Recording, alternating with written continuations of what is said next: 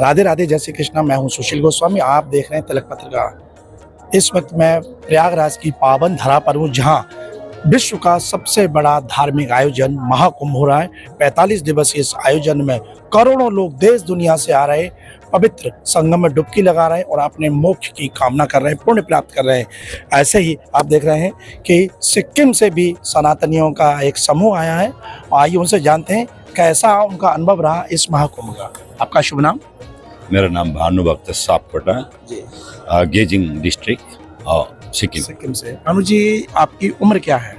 मेरा उम्र तो 57 बन चुका है। लगभग 60 के आसपास है। आप क्या करते हैं? आप मैं शिक्षक शिक्षक।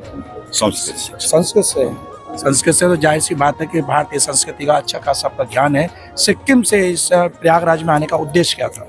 उद्देश्य यही था कि वो परंपरागत जो आस्था है हमारी, यहाँ डुबकी लगाने से, कल्पवास करने से करोड़ों जन्मों का पाप नाश होता है। आध्यात्मिक, आदि भौतिक, आदि दैविक पाप नाश होते हैं।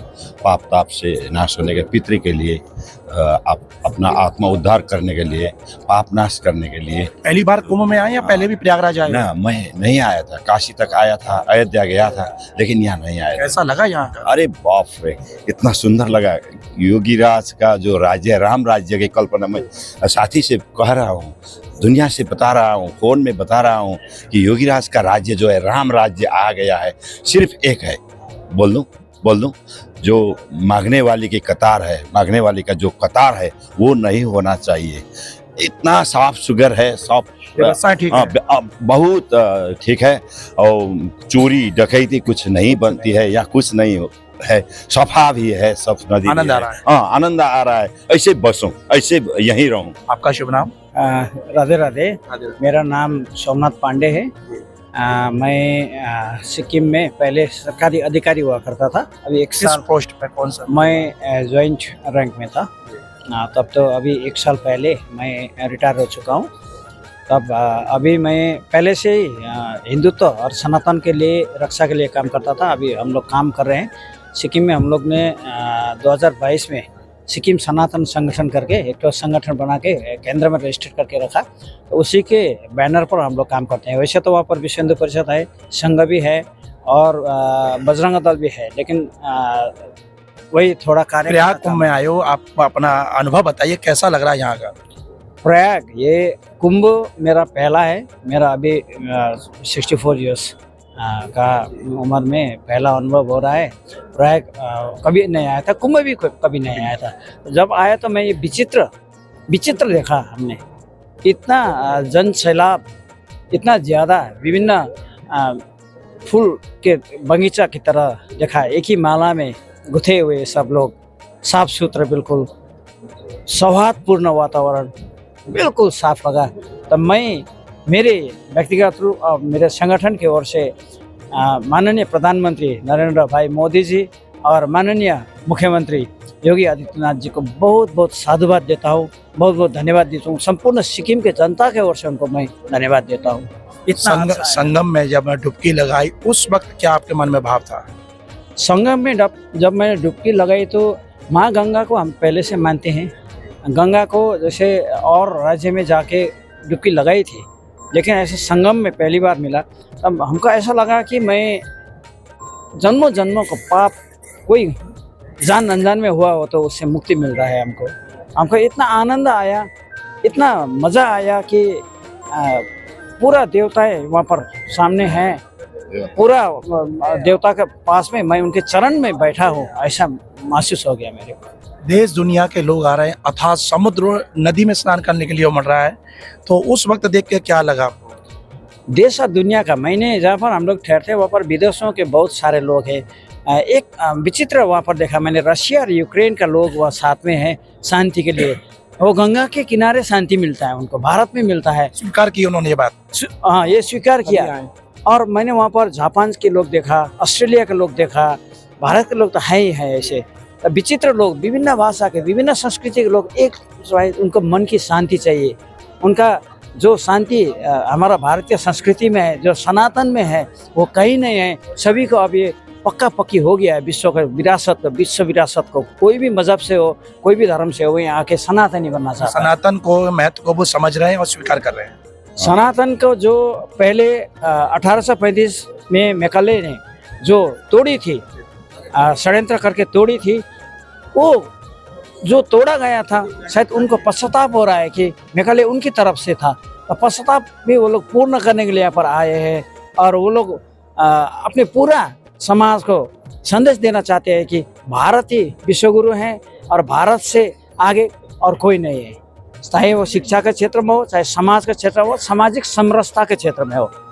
हमारा जो सामाजिक समरसता इतना अच्छा है कि विभिन्न भाषी एक जगह में है, विभिन्न रंग के हैं, विभिन्न रूप के हैं, विभिन्न हाइट के हैं, विभिन्न पोशाक के हैं, परिधान अलग अलग है, खान पान अलग अलग है, तब भी एक जगह है। ये हमारा भारत की सुंदरता है। अनेकता में एकता। अनेकता में एकता।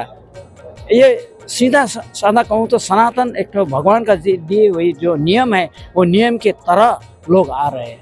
इसी बात पे मैं एक सवाल और है मेरा आपका, लोग कहते हैं कि भारत के लोग विभिन्न जातियों में मतों में बटे हुए हैं, ऐसा कुछ नजर आया यहाँ?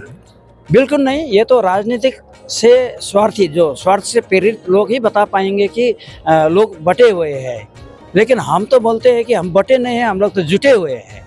यहाँ कोई जातिवाद नहीं देखा, सब सनातनी नजर आए। सब सनातनी, जातिवाद का कोई नहीं। हम लोग घुटने में घुटने टेके भोजन ले रहे हैं, स्नान कर रहे हैं एक जगह में, कोई वहाँ छुआछूत नहीं है, कुछ भी नहीं है, वहाँ पर सब सनातन है, सब सनातन है। आखिरी सवाल, ऐसा प्रयाग कुंभ में ऐसी कौन सी सबसे ज्यादा चीज ऐसी आपको लगी जो हर्ट किया, जिससे को आप जीवन भर नहीं भूलना चाहेंगे, यादगार? सबसे अच्छी क्या लगी कि हमको वहाँ पर गरीब से गरीब भी कुछ ना कुछ पेशा करके अपना बाल बच्चे को लेकर आया है, और धनी से धनी भी मैंने देखा है यहाँ पर, जो धनवान और जिसके पास धनी नहीं है, वो दोनों का एक तो संगम है। वो तो वैसे भी संगम, वो तो गंगा जमुना सरस्वती का संगम है, और वहाँ पर धनी और गरीब का भी संगम है, और विभिन्न धर्म का, विभिन्न विचार का भी संगम है, विभिन्न मत का भी संगम है, और वैसे तो विभिन्न रूप का भी संगम है। ये तो साक्षात भगवान है।